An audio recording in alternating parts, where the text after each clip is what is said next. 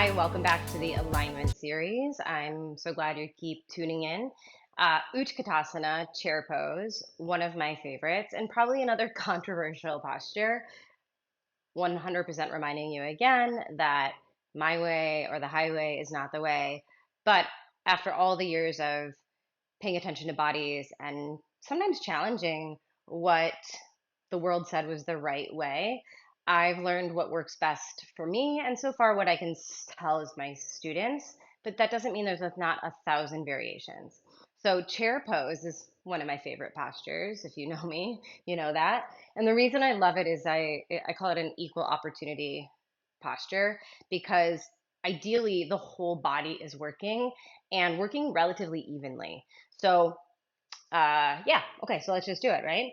So, a couple variations. I prefer toes together, heels close, or even heels touching. But if you were to do that and your heels flare, when your heels touched, your toes flared, then you're going to go neutral and maybe neutral hip distance or a little narrower. Can you take your feet apart? Yes. Let's just talk about that one in a second. Okay. So feet close, heels close. If you haven't watched my mountain pose video, check in. I don't love a big heel flare.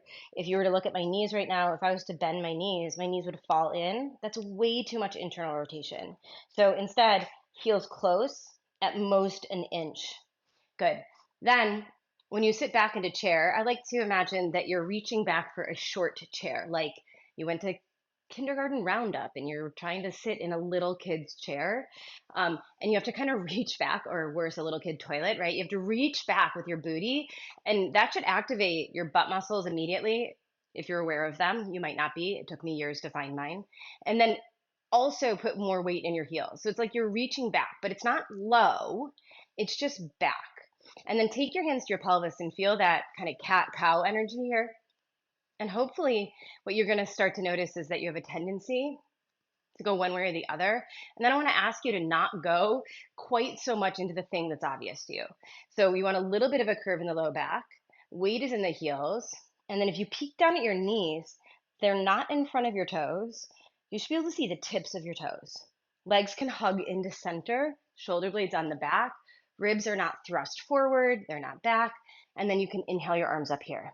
It's like a lightning bolt. Any Harry Potter fans? I always think it's like a Harry Potter lightning bolt with the upper edge coming up. Do some people go super low? Yes. But to me, that shuts off the hip flexors. And I don't know about you, I don't need any more pinching or problems in this part of the body. That's also like the gym deadlift. We don't need to be so low. Because when you get really, really low, I find that you can't anchor down through the ribs. And then you also can't like lift out of it. So if I'm really low, I can come forward, but I can't come up. Right? So I want you to the place you feel like your legs can work, your core can work. The palms turn kind of in to face behind you, and the shoulders drop away from the ears. Okay? Again, not super ribs, not super tucked, right in between. And then find the lift even as you settle into those heels, those glutes, those thighs. Get that core working, and then look up towards your thumbs. Good. Shake it out. Whew, feeling this heater. Okay. Now, can you do this with your feet a little bit apart? You sure can. Why you might want to do that? It might simply feel better in your back. You might be working to really activate through the legs. What you want to notice is that if you take your knees apart, check in that they aren't falling together.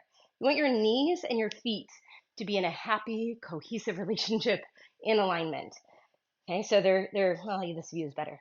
Okay, so they're not going this way, they're not going this way, they're right over the center of that foot. And then notice what happens here. This can be better for some of us who are trying to wake our butt muscles back up. Good, and then breathe. Notice that your legs might want to start to do their thing. Try to keep rooted in the inside and outside edge of those feet. Good, take an inhale, look up. Whew, exhale. Should be feeling the fire, feeling the burn. I am. Good job. I'll see you next time for the next video. Ask questions in the comments, and thanks for being here.